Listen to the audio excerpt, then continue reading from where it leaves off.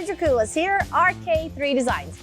Today, we're gonna go back in time and we're gonna go back to a very, very popular, very simple, ageless finish, soapstone. But we're gonna do it with a twist this time. We're gonna really add some gray tones and give us a very soft gray soapstone.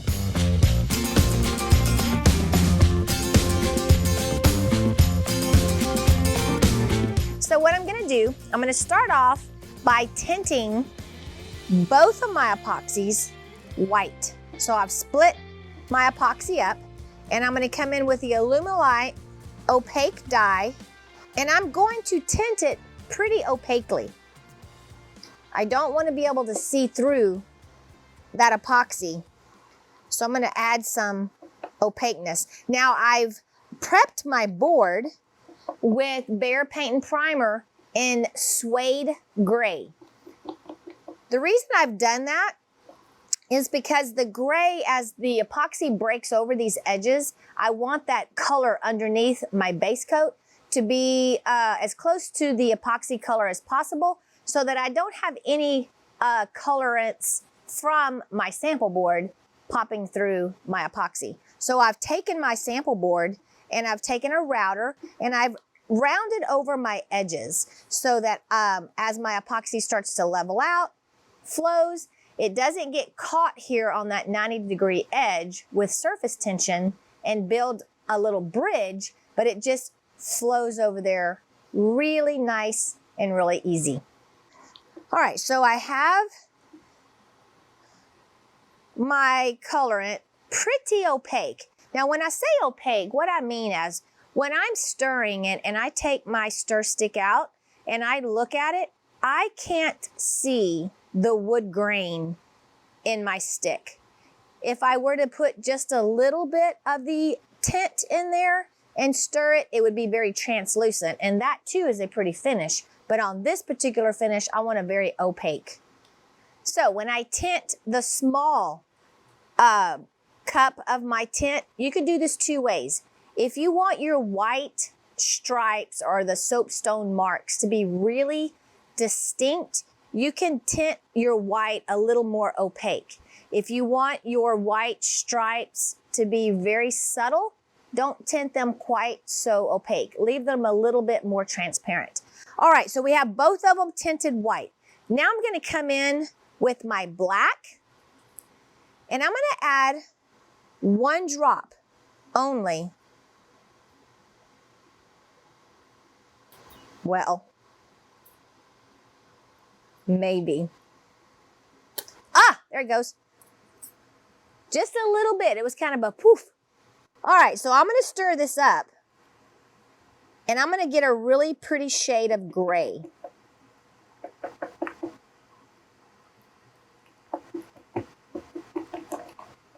All right. Soapstone is a very matte type of stone. And so we're not going to be adding any bling to this finish, and we're actually going to put a matte top coat on it to really make this look like a natural piece of stone. Okay, so I've tinted it gray and it's almost the identical color as what's on our finish. But I'm going to go a little step farther. Now that I have the base color, what I want to have a little bit of marbling effect in there. So I'm going to come with spray paint. And I'm going to spray paint the top. And then I'm going to take and I'm going to very lightly mix this paint in. But I'm not going to mix it up completely. I want to have variation in my color. Now I'm going to lay it out. And as I lay it out, that white is going to come out in different areas.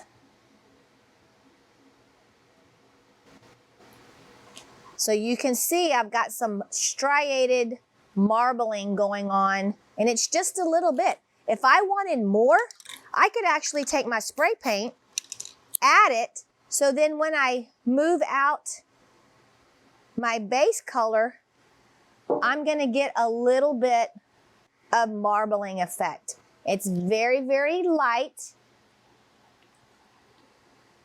but it's definitely still there. And I am keeping everything in a striated pattern, which means I'm not rubbing my surface in circles. I'm just spreading it, but I'm spreading it out in long, even strokes. Okay, so now I've got a really pretty base to start with. And I don't think the camera can catch it, but I've got very, very slight, subtle little piece of marbling going through here. So I really like this. Now I want to bring in a little bit more of that white. So I'm going to very, very, very lightly hit it with just a little bit of white spray paint. And then I'm going to come in and rub that in as well. Again, I'm still in a striated type of pattern. And this is when you can kind of decide how much contrast do you want in your piece of stone. If you really want some contrast where your white areas are, add a little bit more in one area. Good, I like that. Then you're gonna come in, I'm gonna come in with plain 91% isopropyl alcohol. I know that 91% is really hard to find right now. So if you can't find this, go to your local liquor store and you can get Everclear and you can get almost the same effect. So I'm just gonna very lightly mist this.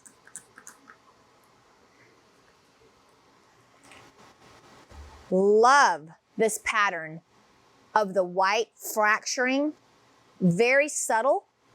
I'm gonna let the alcohol now evaporate, let it sit for just probably 2 or 3 minutes, and then we'll go to the next step. Okay, so now comes the fun part. I've got my white, and if you've ever really looked at soapstone, you'll know that it's got very, very fine white lines running through it. And again, this is gonna be your personal preference on how bold you want that soapstone to be. Do you want very subtle lines or do you want big, big, bold, brassy lines? I think I'm gonna go for both. I'm gonna have a couple of bold lines and then I'm gonna have some very, very subtle lines over to the side. All right, so I'm gonna take it and I'm gonna start drizzling. I'm gonna start off the board.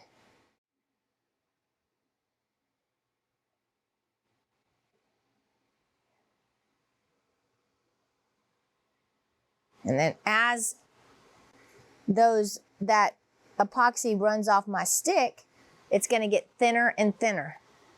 Now I do wanna have a main vein kind of going through, so I'm gonna take this main color right here and I'm gonna drag back on top of that. And then I'm gonna meet it. So I'm gonna come and I'm gonna meet that and then I'm gonna make a hard left. I like that. I think I'm gonna do that coming down as well. So I'm gonna start over here and I'm gonna come down and meet.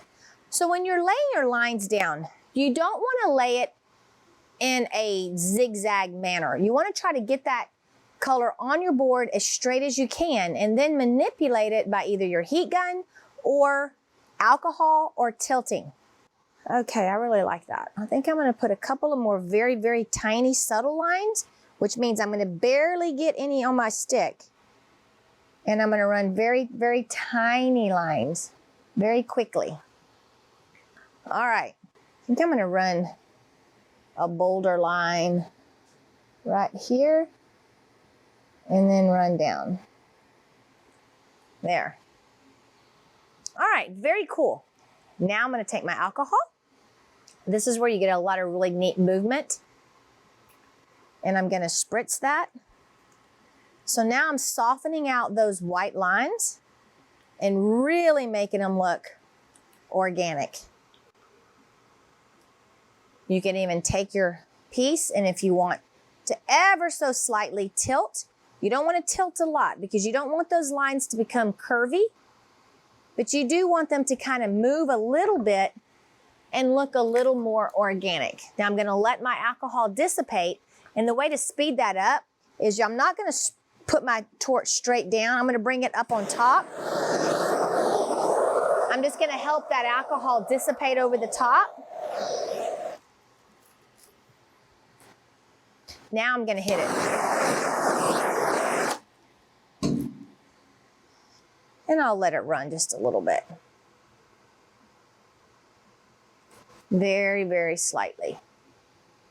Again, if you don't have the ability to lift up your piece that you're working on your actual piece, then you're not gonna wanna do that in real life. You're gonna want to let that move on its own, use a heat gun or a torch. I really like this down here. I like the detail, but I really want to add some more creativity up at the top.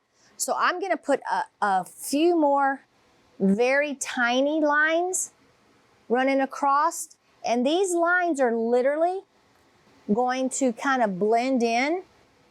Now, if you start getting little drops like this, don't panic. You can just run your stick very softly.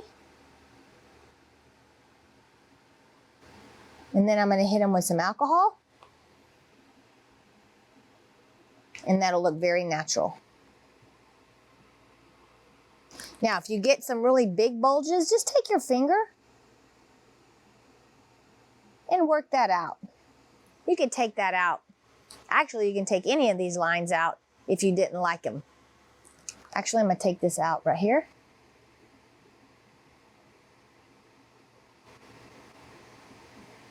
Then when I hit it with alcohol, you'll never even know that I took that line out.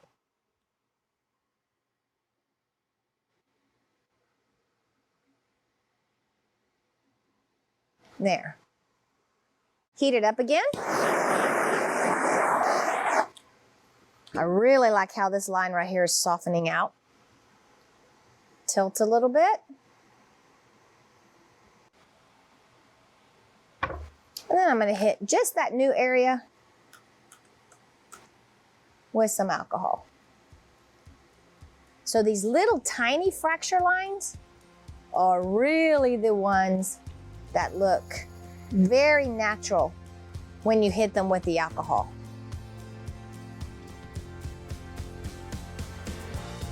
Guys, I think I'm done. There's really not a whole lot more that I could do. This is a very simple, elegant finish. Looks great in a classy kitchen where you want everything to be very, very clean and crisp. When you take this finish, which is right now gonna be a high gloss finish because it's the regular Stone Coat Countertop original formula, what we're gonna do is we're gonna actually take this and top coat it with the ultimate top coat, which is gonna give a very natural satiny type of finish. It's gonna knock down that high gloss. It's gonna make it look very natural. So here is the same technique done with a black background. You can see it's very elegant, it's very classy, and also very easy. And all I did with this was tint the background black. I didn't add any other color to the base tint. And then I just brought the white lines over the top. Here I was very, very subtle with my white lines. So when I hit it with the alcohol, it really fractured them and made them look natural. Guys, I hope you like this very simple tutorial. And if you do, give me a thumbs up, hit the bell, and subscribe to our channel so that you can get notifications every time we post a new video. Also, check out our website, RK3Designs.com, for class schedules, private lessons, and also check out our online course, onlineepoxypro.com. Until next time, don't forget, don't be scared, move forward, and be creative.